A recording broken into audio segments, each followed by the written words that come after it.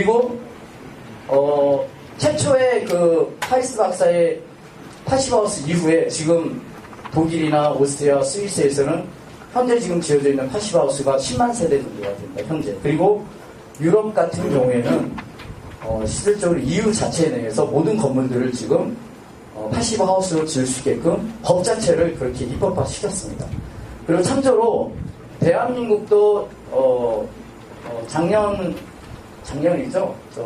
에너지 건축물 기준법 통과된 게 건축물 에너지. 작년 9월 1일. 네, 작년 9월 1일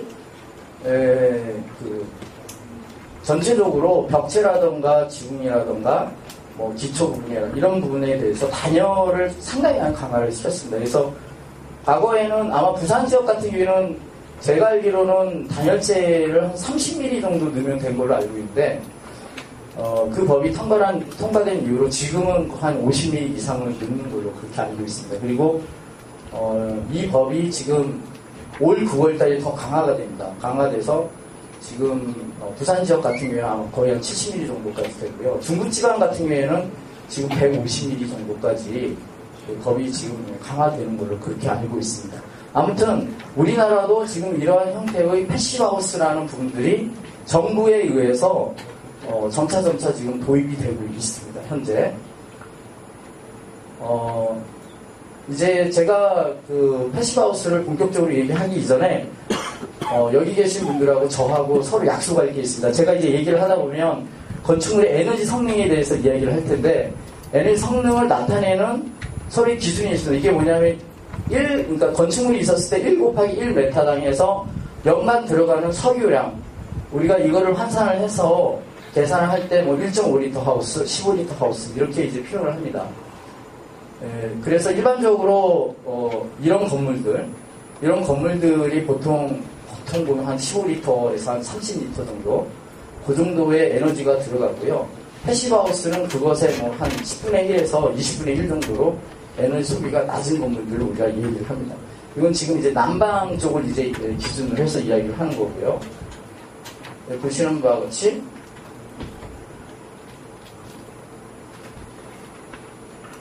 국내에서는 거의 현재 난방 에너지 국내 대비했을 때 10분의 1에서 15분의 1 수준 떨어지는 게 이제 패시브하우스 수준이고요. 독일 같은 경우에는 이제 끊임없이 이 친구들은 에너지 전략 설계 기준을 계속해서 강화시켜 왔습니다. 우리가 사실상 한 25년 정도 이제 뒤졌습니다, 사실은. 근데 이제 올해는 많이 따라왔는데, 독일 같은 경우에는, 사실상 그 패시브하우스를 만들 수 있는 기틀이라든가 기준들이 이미 많이 높여져 있죠. 그래서 전체적으로 독일 같은 경우에는 패시브하우스 바로 밑에 있는 단계인 저에너지 하우스가 상당히 일상화되어 있습니다. 그러니까 모든 건축물들이 대부분이 다 저에너지 하우스를 짓고요. 그리고 패시브하우스라는 게 신기한 게 하나도 없어요. 왜냐하면 거기에다가 독일에 이제 벤션덴시라는 말이 있는데 조금만 단열재만 더 하게 되면 바로 패시브하우스가 됩니다. 그래서 독일 같은 경우에는 전체 건축비로 봤을 때 여기 보시는 바와 같이 3%에서 10%만 더 추가를 하게 되면 패시브하우스를 만들 수가 있습니다. 그런데 여기서 중요한 게 우리나라 같은 경우에는 20에서 한 50% 정도가 더 추가가 돼야 됩니다. 여기서 이제 많은 이제 반전이 이제 일어날 수가 있는데, 야, 도대체 이게 뭐냐, 이게 이렇게 돈을 많이 들여가지고 이런 패시브하우스를 과연 지어야 될 의미가 있냐, 이렇게 이제 문제제기 하실 수 있겠습니다. 그런데 어차피 지금 현재 국내의 보시는 바와 같이 지금 현재는 기밀이라던가 단열이라던가 뭐 창호라던가 환기장치라던가 특히 그 재료 열기에 대한 부분 이런 것들이 전혀 논의가 안 되어 있지만 현재 지금 논의가 되고 있는 단계는 지금 단열입니다. 단열들이 계속 지금 강화가 되고 있고요. 이런 부분들이 지속적으로 지금 점차 진행이 돼 나가다 보면 우리나라도 앞으로 향후에 3%에서 5% 정도만 더 추가를 하게 되면 패시브 하우스를 지을 수 있는 그런 날이 곧 멀지 않았습니다.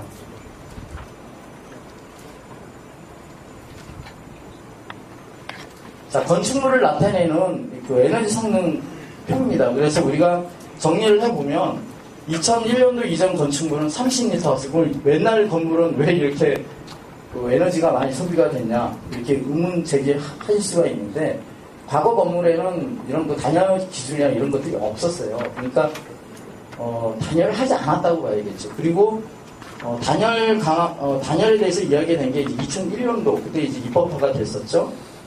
그런 건물들이 한 17리터 정도 되고요. 그 다음에 이제 우리가 저에너지 하우스, 뭐 3리터 하우스, 패시브 하우스, 그 다음에 제로 에너지 하우스 이런 식으로 해서 우리가 이제 나눌 수가 있습니다. 근데 이제 여기서 한 가지 꼭 그 팁으로 제가 말씀드리고 싶은 거는 주변에 보면 요즘에 어떤 건축 회사든지 다 패시브 하우스를 한다라고 얘기를 합니다. 근데 이제 그거는 우리가 좋게 해석을 하면 패시브 하우스에 가까운 주택들을 지금 짓는다 이렇게 우리가 봐야지 정말 말 그대로 우리가 국제적 기준에 의해서 주어지고 있는 이런 패시브 하우스 기준을 충족한 주택은 우리나라에는 딱 7채가 있습니다. 현재.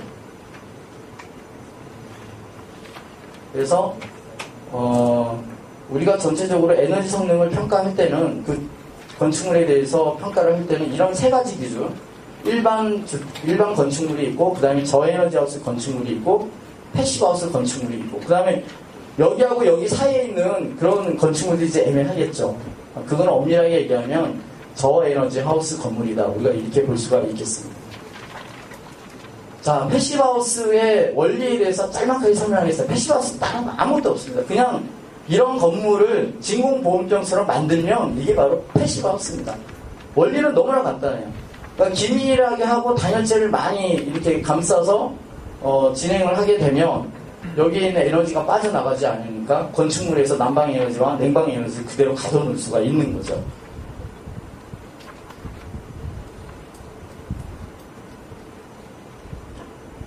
이런 보온병에다가 이런 뭐 조명, 그다음 인체의 발열 에너지, 태양 에너지를 가둬놓는다. 이것이 바로 패시브 하우스의 그 컨셉이고요. 그렇다 하더라도 약간의 에너지가 들어갑니다. 약간의 에너지가 들어가는데 60평 주택 기준이었을 때 헤어드라이기 하나 정도의 에너지는 들어가야 됩니다. 그러니까 헤어드라이기 하나만 있으면 난방이 되는 주택이 이제 바로 패시브 하우스다. 우리가 이렇게 볼 수가 있겠습니다. 그런데 이제 진공보온병과 일반 주택과 패시브 하우스가 약간 다른 점이 있는 게 2가지가 있는데, 하나는 사람이 사는 건물이기 때문에 창호가 들어가야겠죠. 햇빛을 또 받아야 되니까. 그래서 패시브 하우스는 창호가 있는 보온병이다.